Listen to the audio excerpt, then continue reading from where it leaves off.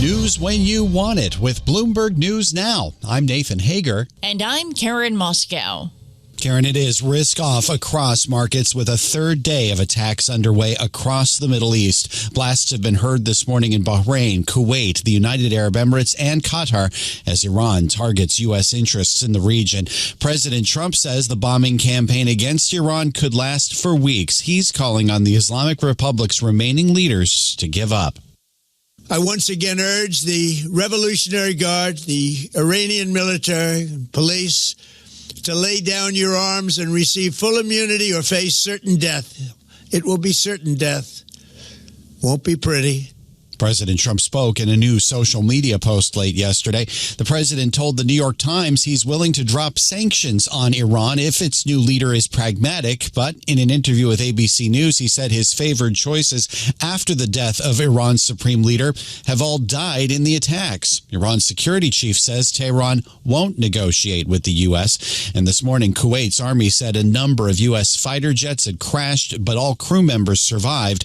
Iran's semi-official Fars news agency says 555 people have been killed in U.S. and Israeli attacks. Well, later this morning, Nathan, the Pentagon plans to hold a news conference on the operation against Iran, and that's set for 8 a.m. Wall Street time. The White House says Congress will receive a full briefing tomorrow from the Pentagon, State Department, and CIA. Republican Congressman Michael McCall says Iran faces an extraordinary opportunity. Since 1979, there's been a dark veil that descended across the Middle East, and that shroud has now been lifted. And the people of Iran now have a chance for freedom and a chance to take back their country. But the top Democrat on the Senate Intelligence Committee, Mark Warner, says the White House still has not spelled out its ultimate goals from this conflict.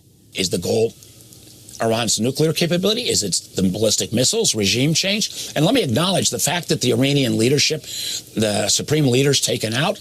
I mean, that is good news. I mean, this regime is awful.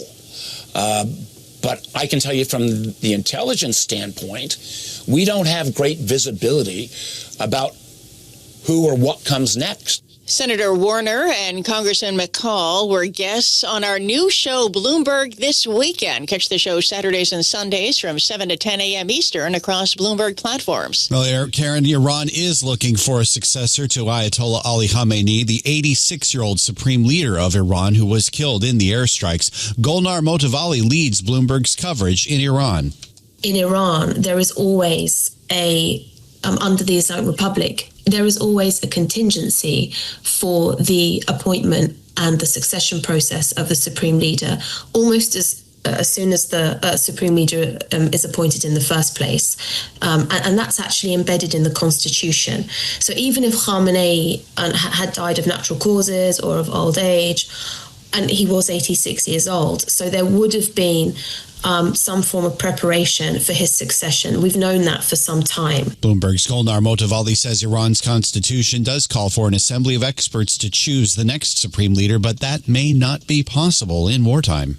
Well, Nathan, there are more signs the conflict is spreading across the region. Israel bombed Beirut and told residents in dozens of southern Lebanese villages to leave after the militant Hezbollah group fired rockets and drones into the Jewish state. Speaking yesterday through a translator before the latest military action was announced, Israeli Prime Minister Benjamin Netanyahu praised the U.S.-Israel offensive against Iran. It has truly reached a record of all times, an alliance in peace and in war.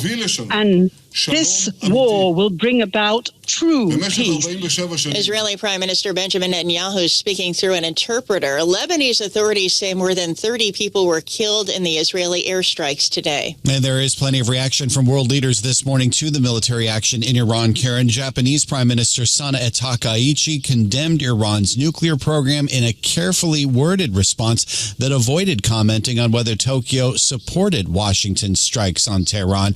North Korea condemned Israel's military attack with U.S. military support as a, quote, shameless and illegal act of aggression.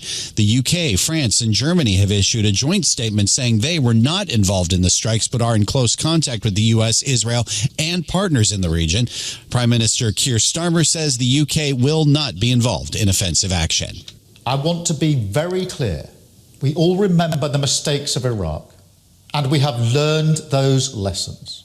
We were not involved in the initial strikes on Iran, and we will not join offensive action now.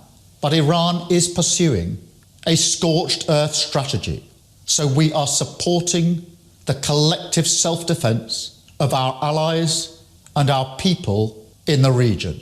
Prime Minister Keir Starmer says the UK has since allowed the US to make use of British military bases for the specific purpose of destroying Iranian missile sites. And we have a programming note here, Nathan. As we just saw this past weekend, markets may close on Friday, but the world does not. And that's why we're bringing you a new live radio and TV show.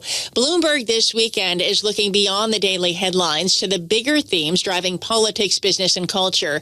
Join David Gura, Christina Ruffini, and Lisa Matteo for smart conversations and in-depth interviews that help make sense of the week that's been and what comes next. Get the show live Saturdays and Sundays from 7 a.m. Eastern on Bloomberg Radio, TV, and the Bloomberg Business app. And that's news when you want it with Bloomberg News Now. I'm Karen Moscow. I'm Nathan Hager, and this is Bloomberg.